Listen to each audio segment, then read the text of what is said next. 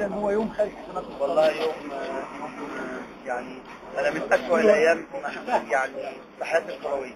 نعم. يعني احنا خسرنا، يعني الواحد اتعرض لاصابات اكيده يعني نعم. كتير قوي، سواء في كل الفرق اللي انا قابلتها، لكن ده اسوأ يوم لان هو طبعا مش متوقع خالص. بس للاسف انا حاسه من بعد مش الزمان ليه كان مش عارف، كان عندي الاحساس دوت، وانا حذرت لعبت كتير قوي وكلمتهم كتير قوي، والنهارده كلمتهم وقلت لهم خلي بالكم انا قلقان قلق شديد جدا جدا جدا. ومش انا قلق، انا مش هقول لكم القلق قلقي دوت عشان يعني ايه، يعني تاخدوه بايجابيه وجديه. نعم. لكن للاسف النهارده كل اللعيبه ال 14 لعيب اللي انا لعبتهم خارج نطاق الخدمة. نعم. وده والد في الكورة. نعم. يعني والد الكلام ده في الكورة واكيد انه دوت من اسوأ الايام اللي احنا. طيب كابتن مختار، ارجو ان يتسع صدرك.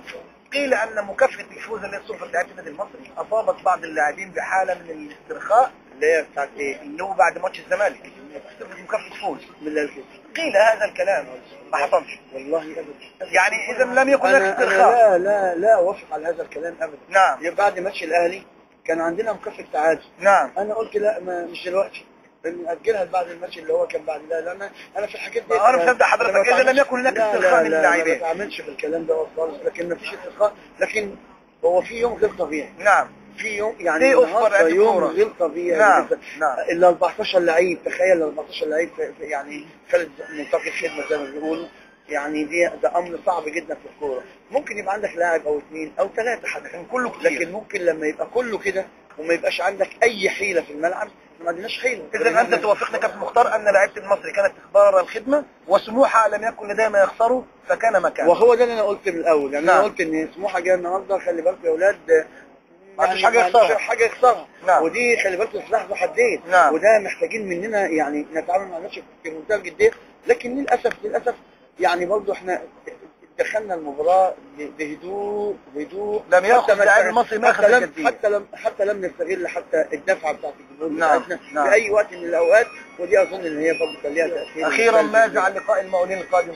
والله طبعا اللقاء صعب جدا والامور بقت صعبه جدا، بس انا بناشد الجمهور ان هو يعني اكيد الكوره فيها غالب الكلام ده. نعم. واكيد انتم مريتوا على هذه الظروف. نعم. احنا الحمد لله فرقتنا يعني الحمد لله بعيده عن كل المشاكل. نعم. فاحنا محتاجين منكم المسانده ومحتاجين نعم. منكم الدعم والدفعه. نام. يعني برضه حته ان مجرد ان الفرقه تتغلب، كل فرق العالم ربما كانت الغضبه بحجم تعلقها بالفريق هذا الموسم. هو الغضبه بحجم الماتش بالذات بتاع سموحه. نعم. لكن انا برضه بقول لهم ان الكوره فيها كده تحديد شديد جدا. كل يوم بتكلم،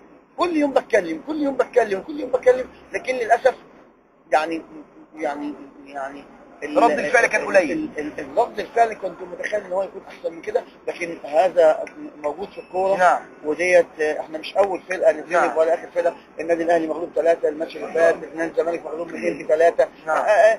بس يمكن عشان الغلب في ملعبنا وممكن ان السموحه اللي هي متاخره شويه، فيمكن دوت الفريق يعود للمران يوم الاحد ان شاء الله. اشاره مختار للجماهير لم تكن بالابتعاد على الفريق.